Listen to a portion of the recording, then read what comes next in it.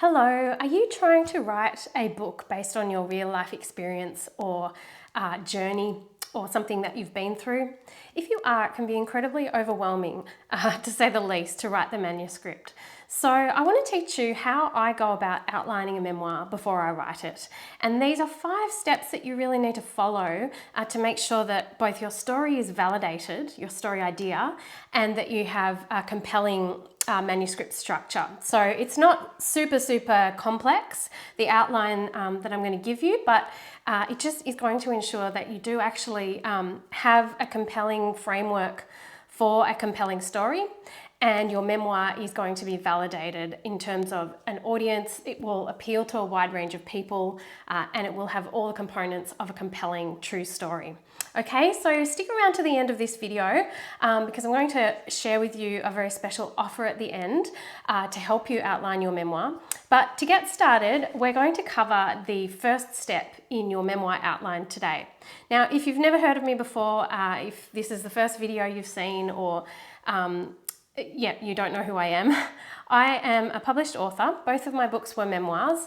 And before that, I worked as a freelance journalist in nonfiction, so health, psychology, interviews, all sorts of things, fashion. I used to write about, for my newspaper and magazines for over 10 years. So a lot of what I'm sharing with you about compelling frameworks for story comes from my experience as a freelance journalist, because if I couldn't sell the story before I wrote it, I simply didn't write the story. So this is going to validate that you do actually have an audience for the story that you are wanting to write based on your true life experience.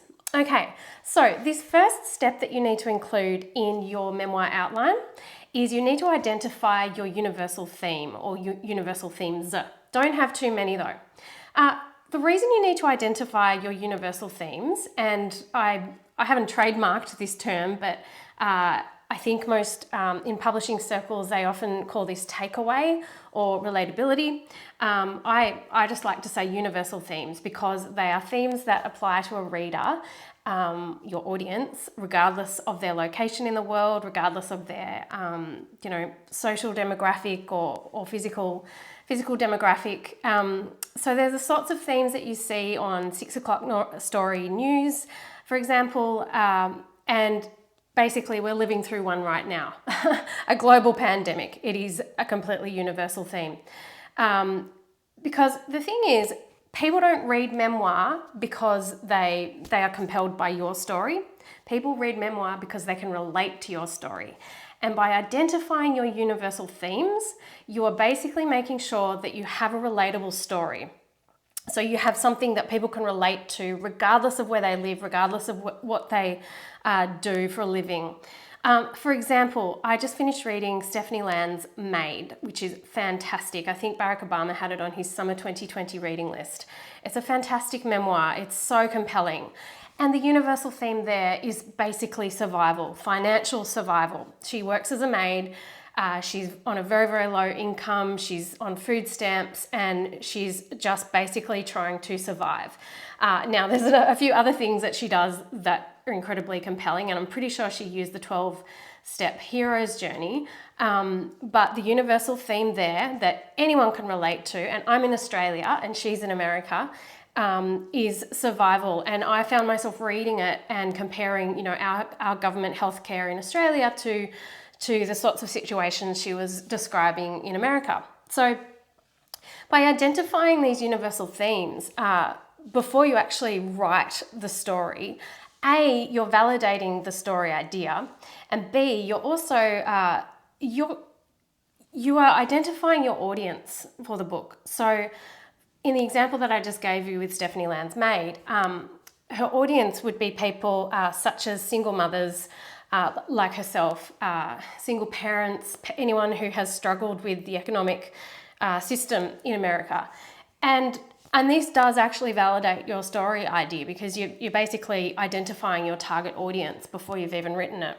And it's also a really good thing to do if you're one of those people that constantly fears that no one will be interested in your story. I can tell you that everyone has a story and your job is to find the most interesting aspects of it.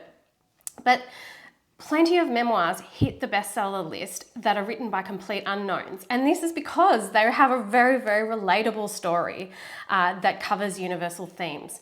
So make sure you identify your universal themes as a first step in outlining your memoir, no matter what your memoir is about, whether it's about a trip to Timbuktu or your struggle with cancer or your relationship of 20 years, you need to identify your universal theme. So that's the first step in your outline.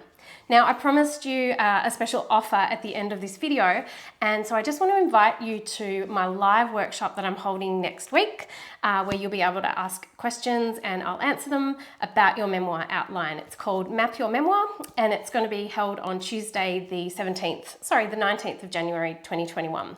If you're watching this video after that, no worries. Just identify your universal theme, and in the next video, I'm going to take you through step 2 in your memoir outline. Okay,